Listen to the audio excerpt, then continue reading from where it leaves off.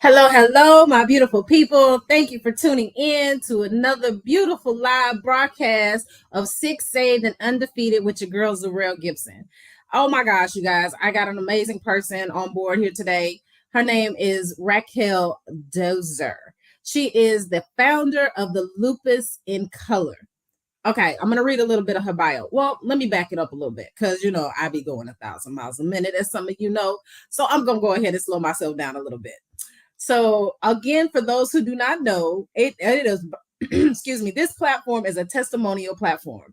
Testimony about how good God has been to you while through your struggles.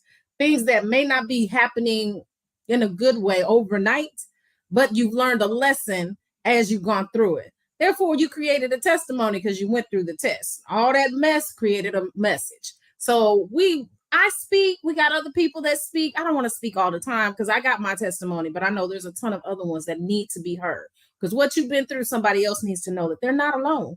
Hey, this is a big old world, and there's a lot of us that go through a lot of stuff. So, with that said, I am going to introduce by reading her beautiful little bio. Miss Raquel Dozer is a passionate lupus advocate, educator, and the founder of Lupus in Color. Her mission is to educate, inspire, encourage, and empower lupus warriors and their supporters worldwide.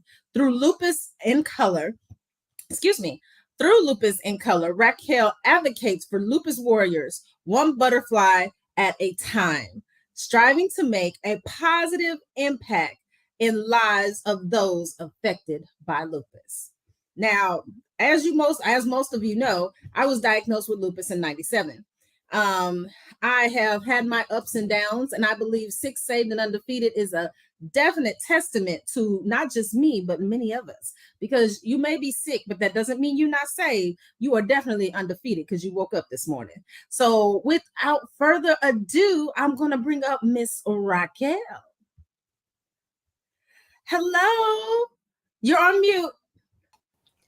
All this time that we've been using these platforms, and I'm still on mute. How are you all doing? Doing pretty good. Thank you for being a guest today. I sure appreciate it. For having me. Thanks for having me. It's my pleasure. Yes. So why don't you go ahead and I know I read your bio, but tell us a little bit more about you, when you were diagnosed and what your mental capacity was. Let's start at the beginning. Okay. Well, at the beginning, my name is Raquel. I'm the founder of Lupus in Color, and I was diagnosed with lupus in 2004.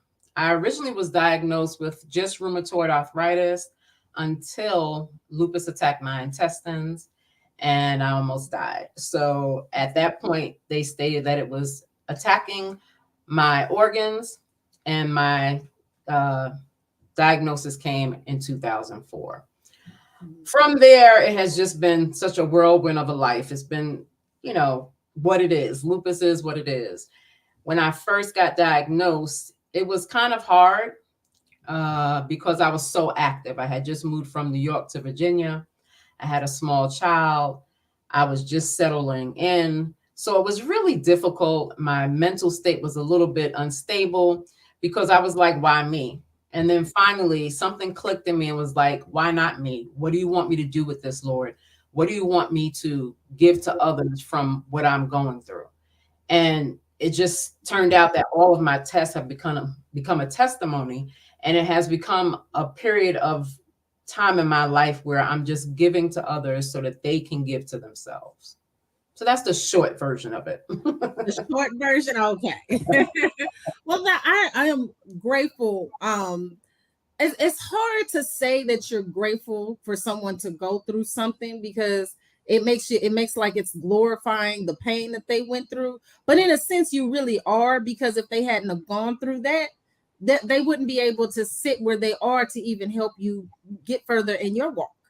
Absolutely. So do you feel like God has chosen you for you to even start to start your organization to be able to help those with lupus and autoimmune disorders? I don't know if he chose me. I know it became the direction he put me in. We all have these crosses that we have to bear, and lupus is just one of my crosses that I bear. And I think once I opened my heart and changed my mindset, it became more of a blessing than a curse. You know, now Yes. some people will say, "Oh, I'm suffering, I'm suffering, I'm suffering." I don't see myself as suffering. I really see myself as going through a situation where I have to learn some things and I have to teach some things. And those things become a blessing for myself and for others. So I don't know if God really is putting me through this more than it's just my body being my body. And I just have to learn how to depend on him and to understand what the importance is of knowing where you are, knowing where you came from so that you go on to the next day. See, my title is Sick, Saved, and Undefeated. And I have a lot of people that come to me, a lot of church people that actually come to me and be like, well, why are you labeling yourself as sick? Well, why did it?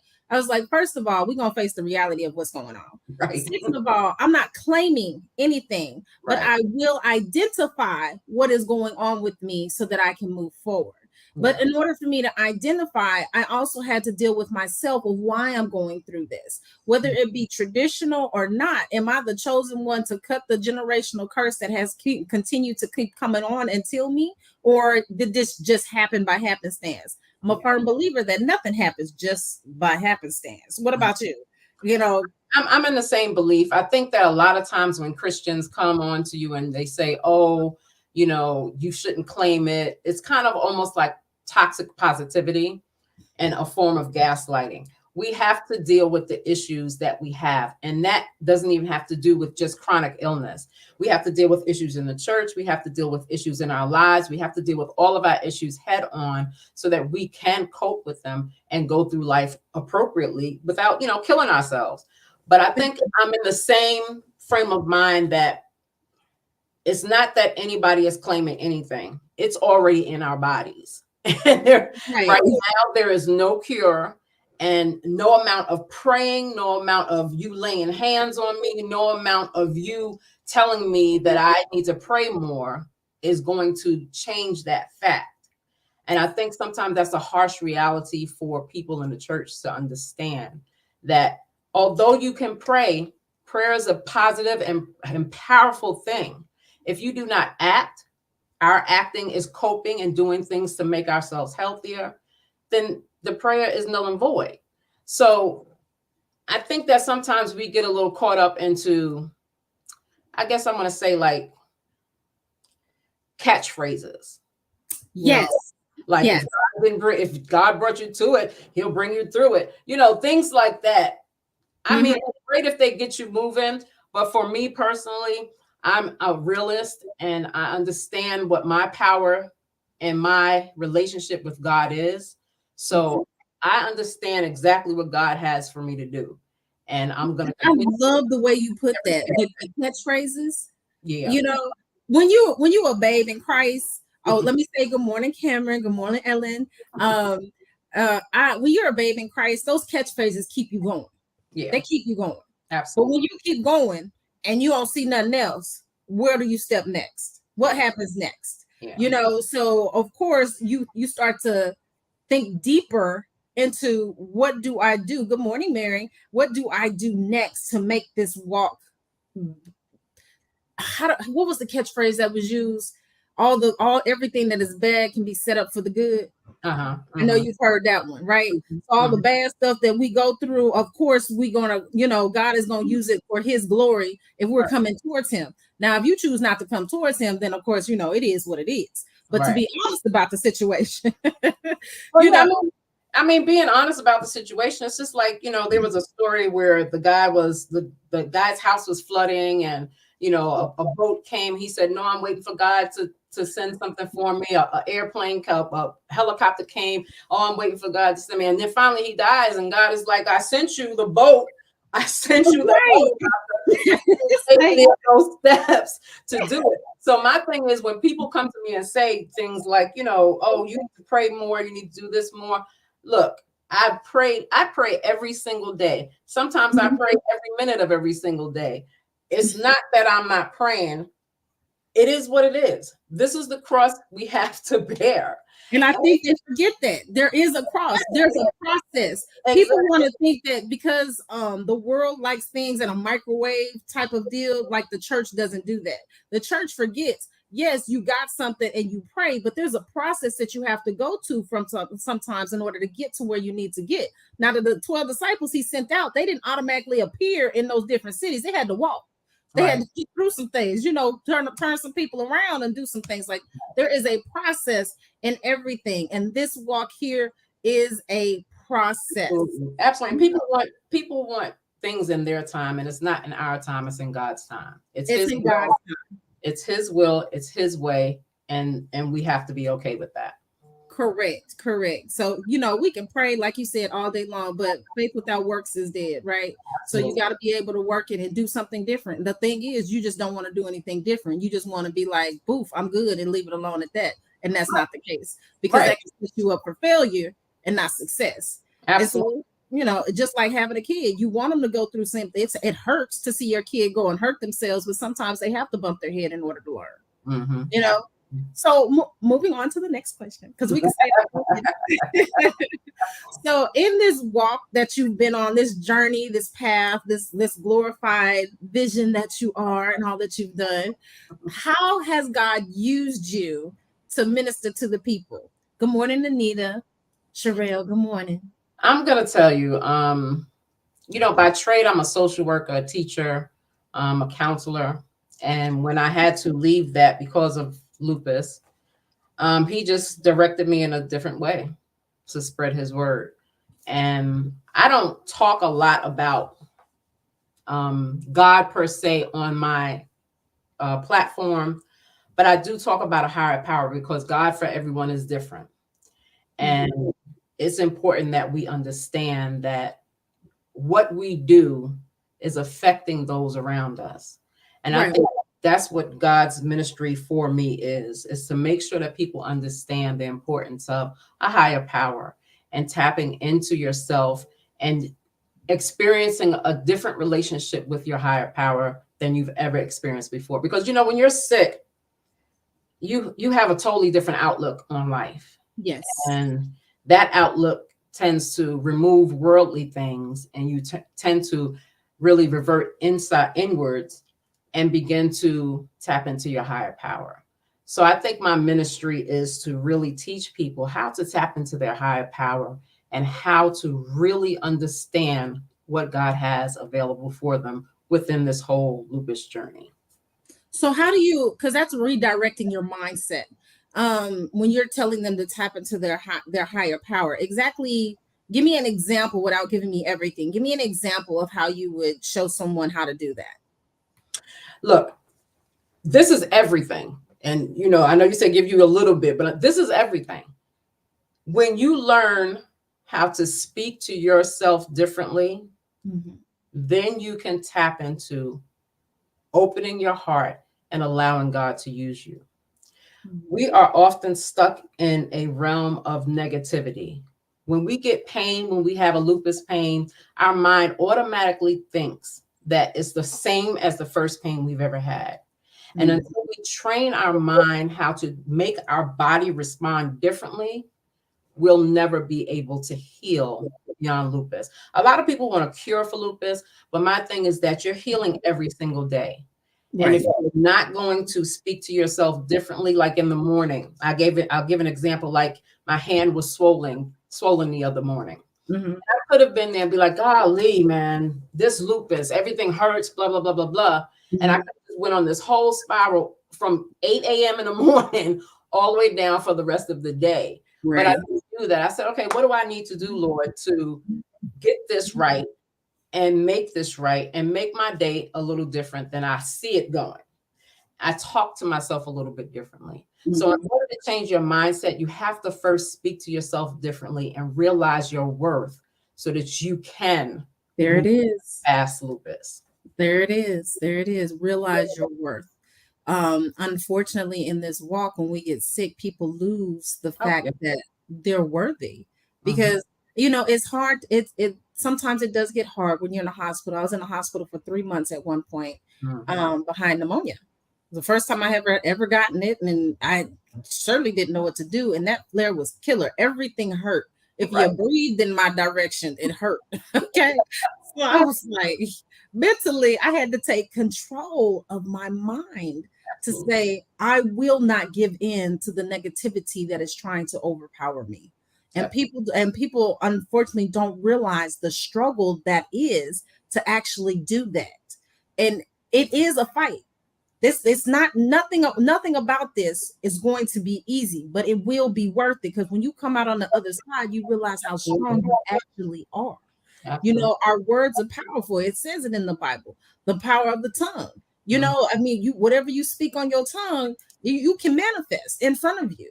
Do you choose to manifest to go downward, or to choose to go upward? Now, Right. it may not look exactly how you think it's going to look, but Right. that's okay. Know that you're going to actually get there. Just keep speaking it to yourself, time and time again. Like you said, that mindset transformation is a continual process. And I tell people, if you wake up in a bad mood, baby, go back to bed and try again tomorrow. It's okay. It's definitely okay.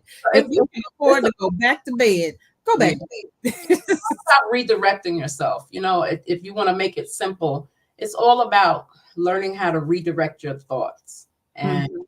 learning not to fall into the reality of you having a disease and allowing it to overcome you. You want to overcome it. You want to step over it. You want to walk through it. You want to bust through it. You want to jump over. I don't care what you have to do. But when you learn to redirect your thoughts, you can redirect your voice, and Yes. that makes a difference in It your. makes a very big difference. A very big difference. I applaud you for making sure that you empower people in that way, of that mindset. A lot of people don't even realize it takes several positive thoughts to negate one negative thought. You Absolutely. know, so you got to keep speaking positivity as long as you can, as much as you can, as long as you can. It doesn't mean ignore your emotions, but it Mhm. does mean don't let your emotions take control of you.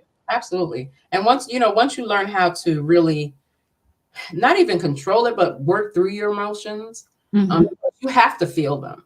You have to feel it. Sometimes you even have to yield to it in order to heal from it. And Mhm.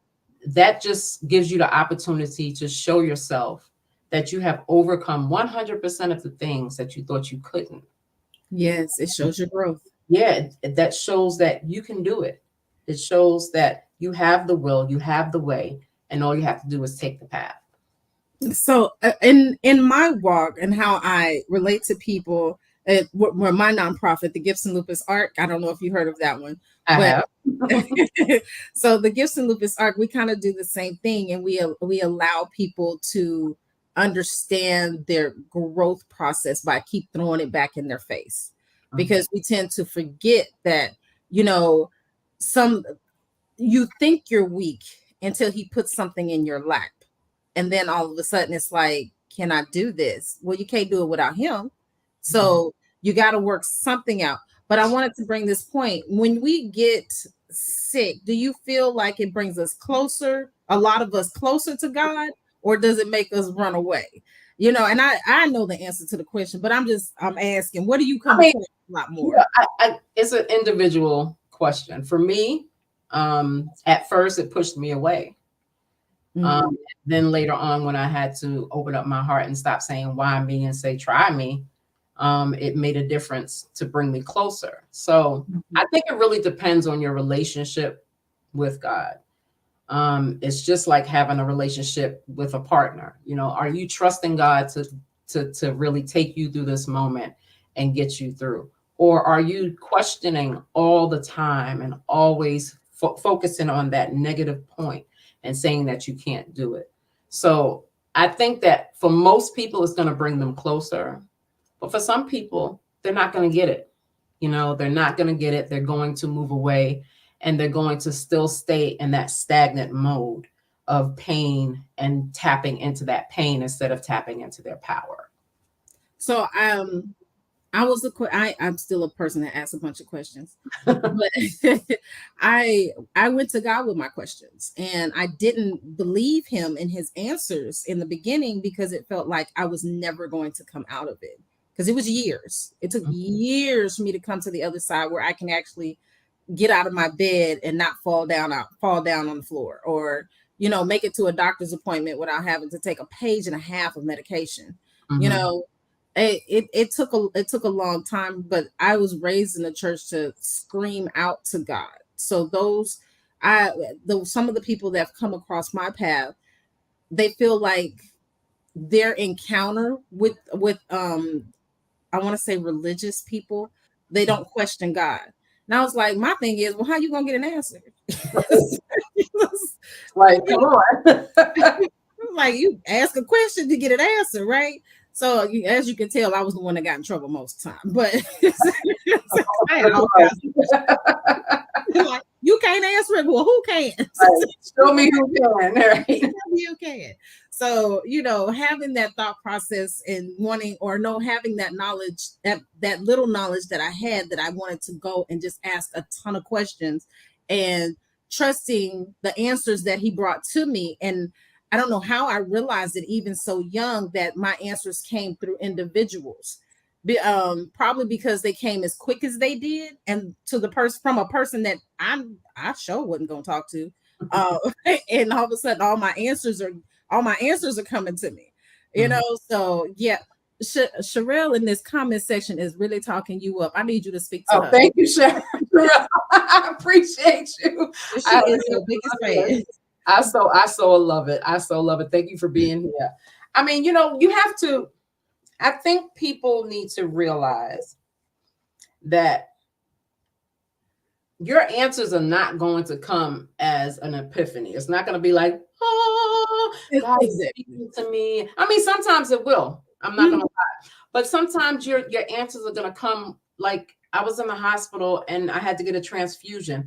My answers came as I was sitting there watching the blood go in and out of my body.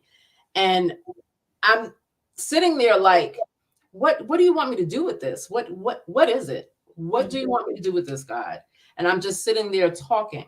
Our prayers are not always on bended knee or prostrate on the floor. Right. Sometimes our prayers are, God, what do I need to do?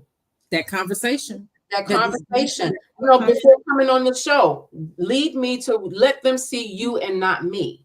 Because Lupus in Color is not about me. It's about spreading the word of, number one, God, whether people realize it or not. That really is what it's about. And number two, teaching you how to have that relationship with God, with yourself, and learning about the people around you. So people need to begin to realize how important it is just to have that relationship. And once they learn to have that relationship, they're able to live in a totally different way. When you know better, you do better. So at this particular moment, you've come this far. God has brought you this far. What is God saying to you today? Because I know as our journey goes, we progress and we learn and we grow. It's not the same from the very beginning. He's talking to you today and telling you to move in what way? What way? How is he having you give to people today that is different from your beginning? Through wellness, through moving your body, through tackling your mental health, through tackling your spiritual health. Anybody who's been on my page understands that a couple of things that I'm really, really steady on, because God has told me this is what you need to do, is teaching you about your body and how important it is to move. Teaching you how to encourage yourself and not wait for that encouragement to come out. Teaching you how to inspire not only yourself, but inspire others with your story. So I think that God is pushing me towards a wellness session in our lives. And that's just to teach people to be healthy, mind, body, and soul, no matter what it takes. Do what's right for your body, do what's right for your mind, and do what's most helpful for your soul. So I think I'm in that space where wellness is number one. And once you can start to tackle those things that you're dealing with, whether it be illness, whether it be overeating, whether it be mental health issues, once we start to do this together and start tapping into our mind to train our body how to behave, then I think that we can really move mountains in this lupus community. Okay. So let me ask this question. Mm-hmm. Um, when was your last flare? Yesterday. I tell you, I made a video about my hand. I mean, my hand looked like sausages.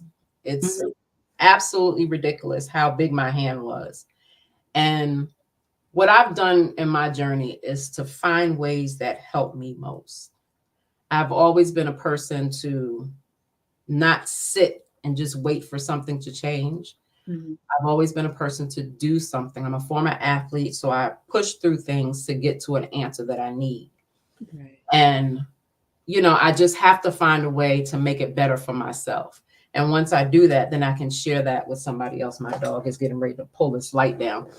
Then I can do that for someone, teach that to someone else. So my last flare was a minor flare, which was my hand.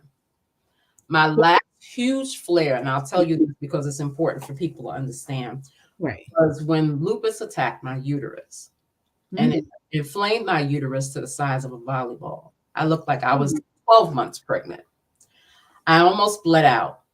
I was pretty much passing clots the size of baseballs when I was hospitalized with this uterus situation. Right. And in that time of me just hearing the doctor pull blood clots out of me and dropping them on the floor, and it sounded like a baseball, I made it my goal to make sure that people understand the adversity that we can go through with lupus and how we can overcome.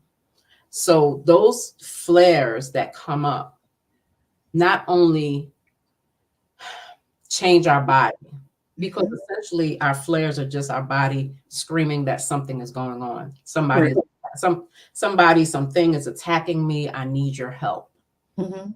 And when we tap into that, we understand, okay, this flare is because whether I ate something or did something, when we learn to figure out how to take care of ourselves in between the flares, we can see where the flares are coming. Right. You can. So it's important for us to like make sure we're journaling, make sure we have food journals, make sure we have mood journals, make sure we have journals where we can release. And we have to make sure that our minds are right so we can deal with those huge flares like the one with the uterus or the small flares like the one with my hand. So you really took me aback with the uterus thing. That's the first time I've heard that one. Mm. Um, I'm sure I'm in a medical book somewhere. I'm sure you are. So if I find it, you're gonna sign it. But as you went through that flare, did you still work your business? I was not physically able to, but Not physically, but what else did you do to promote it? actually, I actually wrote a book during that flare, Mm. which is kind of odd. This is the thing. I have a great support system. My son and my husband are a great support system. Mhm. And when I was able to be awake and be cognizant of where I was, my husband was like, "Here's your phone." And I'm like, "Well, why are you giving me my phone?" "Here's your phone, Rock. Just take the phone." And I sat there and I started writing a book. And Mm. even in flares, and you know what? A lot of people might show their flares, they might show themselves in the hospital. I'm not one of those people because I'm actually a very private person. I Yeah. feel like some things are just private. And me dying almost on the table is a private thing for me. But I was able to take those thoughts of what I was going through and put them in a book as I was going through it. And, it makes a difference. Some other times that I've had flares, I just stop. Right. So I wanted you to say that because what I wanted to point out is the simple fact of regardless of what you're going through, it doesn't mean you have to stop. Hmm. You Yeah, it don't. doesn't, it don't matter if it's a little or a lot. It doesn't mean you have to stop. This is actually a mental thing to even help you get through what you're getting through. Sure. Because I mean, that was life changing for you to pass clots, that big. I mean, you know how many people don't make it for that? And honestly, I believe that in itself, for those that didn't make it, gave up before they even gave themselves an opportunity to get through it. You chose not to give up. And I'll tell you, while I was in the hospital with that, the doctor was like, I was scheduled to have a hysterectomy before that, but it was a week out. But I had been bleeding for months, so I could not really do that. But when I got to the emergency room, the doctor was like, "Oh, you're not leaving here." I was like, "Well, hold on now. Don't you put that in this atmosphere. Don't put that in this energy. Don't put that energy over me. I'm getting out of here." And he was like, no, I don't mean it like that. You know, he had to backtrack himself, how he's speaking. And that just brings me to a point that I want to make, how he was speaking to me about what I was going through. You know, a lot of times we teach people how to treat us on our lupus journey. Yes. And that comes with you saying to people, hey, you can't say that to me. I don't care what you're thinking, but you can't say that to me. Because you know what? I'm going through a lot. And you might be going through a lot too, but right now I'm talking about me. And I'm going through a lot. And you need to hear me, and you need not talk to me any old kind of way.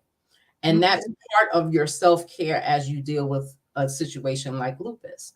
You know, so sometimes people will put that negative energy in your atmosphere and you have to shut it down.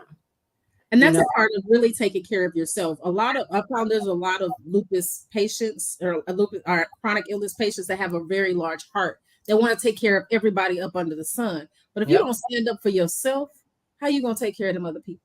Exactly. You know, if you don't stand on your own 2 feet, like you were saying, journal and learn your body and know how to maneuver, either shut your flare down or at least calm it down.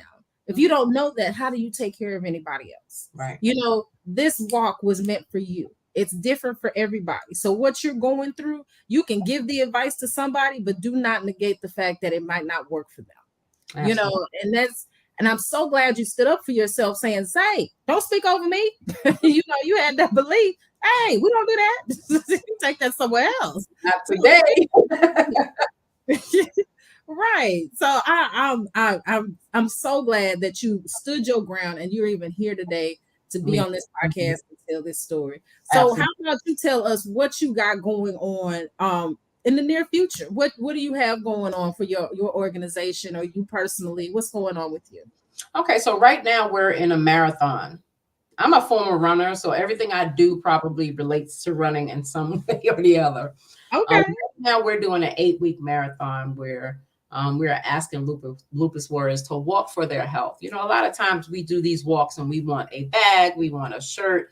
I can't do all that anymore. It's just too much. It's too much money.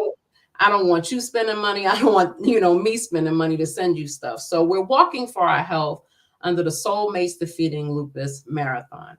And we've been doing this since March 1st. We have a group on Map My Walk. And the reason why we're doing this is for our health, because we know studies show that if you are moving your body more, that you will be healthier. Yes. So the whole purpose of the 8-week marathon is to walk 26.2 miles in 8 weeks. That's 3.3 miles a week. That's not good. I mean, it's not pushing people to the limit. It's not stressing them out. So that's a good thing. It's not. We have to realize what our limitations are. It was really hard for me to realize my limitations. And then when my body would sit me down, I would get mad. So I've devised this plan for us to do 26.2 miles in 8 weeks so that we know, number one, we can do the movement that we need to do for our body to be healthy. Number two, we need to learn how to do things in bite-sized pieces. My mother used to always say, how do you eat an elephant? One bite at a time. Yes, ma'am. Everything is one step at a time, 1 nanosecond at a time. So the purpose of that whole Soulmates Defeating Lupus is to get people into the habit of moving their body. And once they learn to move their body, you do anything for 21 days, it becomes a habit. Then your body will begin to crave that every single day. So our purpose with the Soulmates Defeating Lupus is to get people to just get into the habit of moving their body, not for a shirt, not for clout, for their health. Yes, definitely. I want to read some of this I got in the comments real quick. Okay. It was moving kind of fast. So I couldn't see it. It was, right? My beautiful people, Ellen, Mary, Anita, Cheryl, Paula. We even got a message from the Netherlands. Hey, Hi, everybody. hey, everybody. Good morning, Angel. Oh, she says she loves Lupus in Color. Oh, thank you. We love you back. I'm so Sherelle's telling us about her relationship with God. I've learned to trust in Jesus and build this personal relationship, which is very important because God wants a relationship with you, and sometimes He will sit you down just to get it. Honestly, I believe that's my very first major flare up was God getting my attention because I was running. I live in Houston, Texas. I had been trying to move out since I was 16, and every time I moved, I ended up back here. The last time was the lupus flare up. And I said, okay, God, I'm here. You got my attention. Whatever you need, eyes right here. Eyes sit here. Yep, I'm open. I am open. That personal relationship. She did it through prayer, and this has helped her to see her worth. Absolutely. Yes, she said you have been a tremendous help. Thank you, Sherelle. I appreciate you. You guys make sure you follow. If you're not following Miss Raquel Dozer on Lupus in Color, follow her on all social media platforms. Am I correct? Yep. Lupus in Color.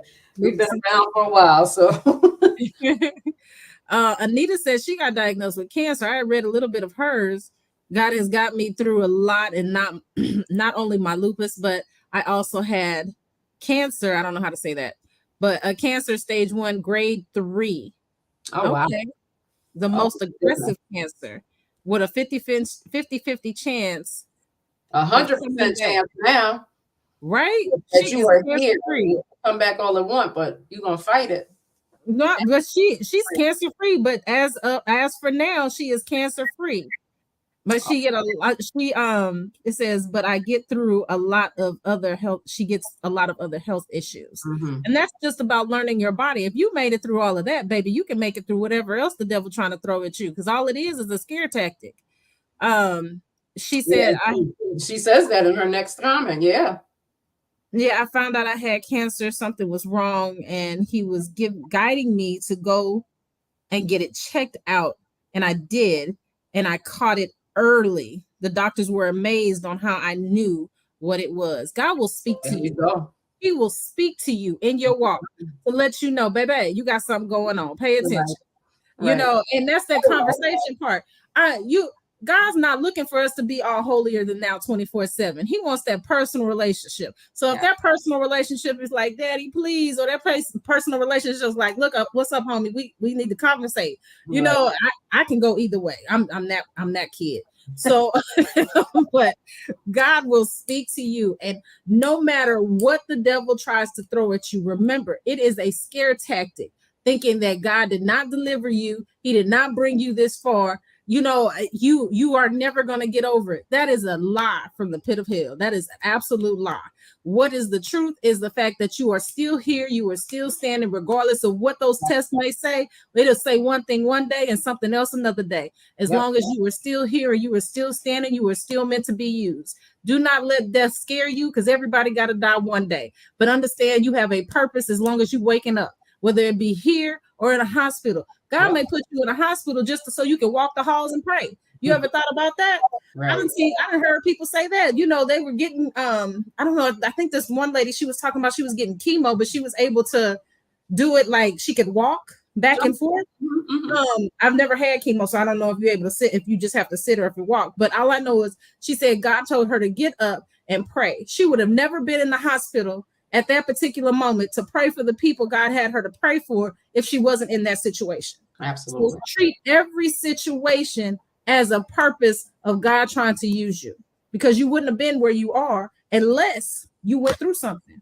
Absolutely. You got to have a test for your testimony. Yeah. And we got a whole bunch of mess for a message. It is life itself. Absolutely. Yes. And sometimes that prayer needs to be for you. You know, sometimes it's not always for somebody else.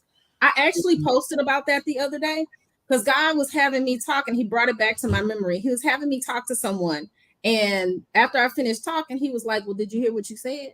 And I was like, well, I remember it. He said, well, good. Because guess what?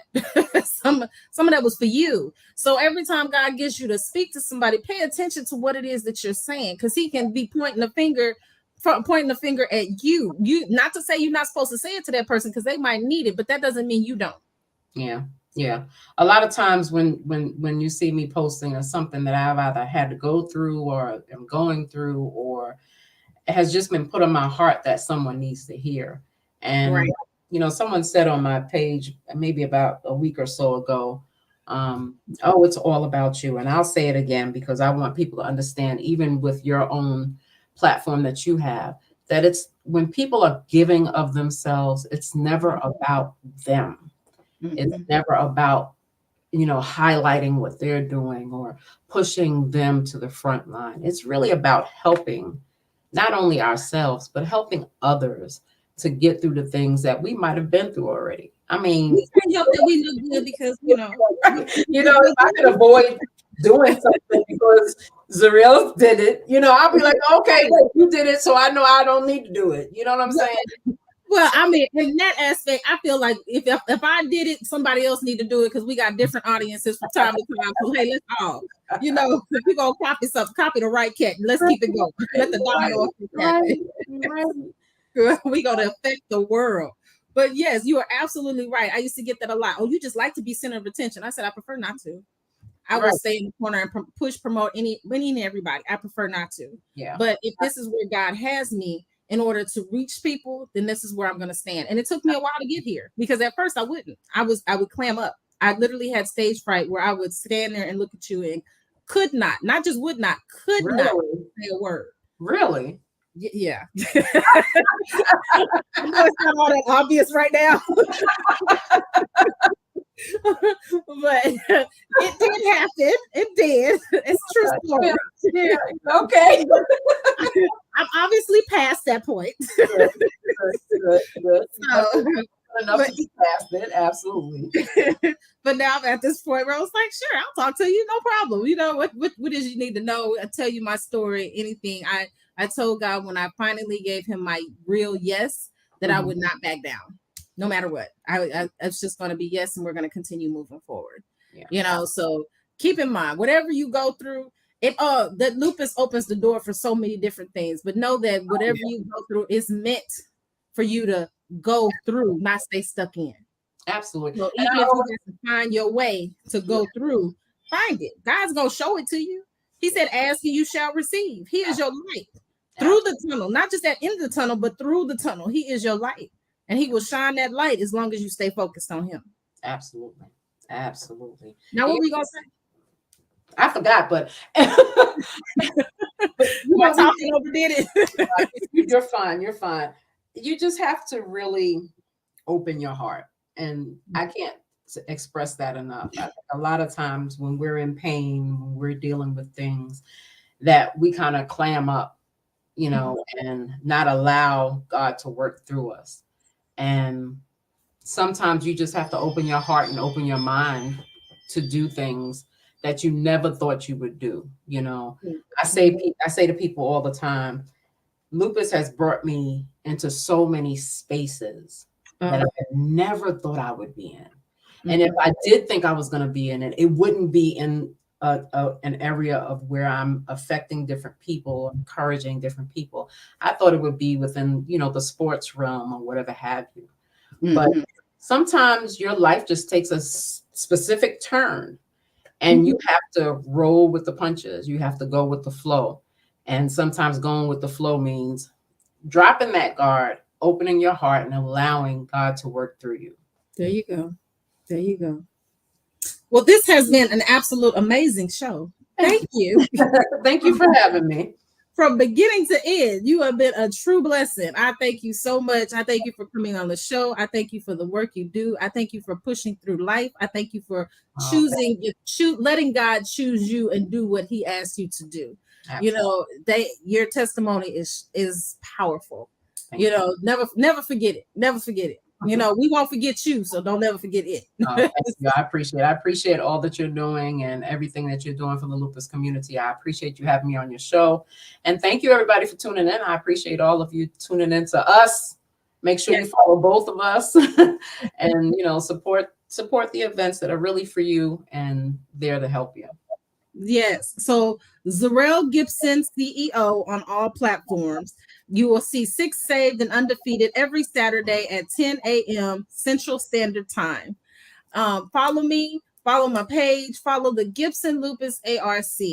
That is the nonprofit that I am the CEO and the founder of, where we do amazing things, but we're not here to talk about that. Follow me, you'll find out more information. Yes, and Miss Raquel Dozer, make sure you follow her on all platforms. Lupus in Color. You can't forget that.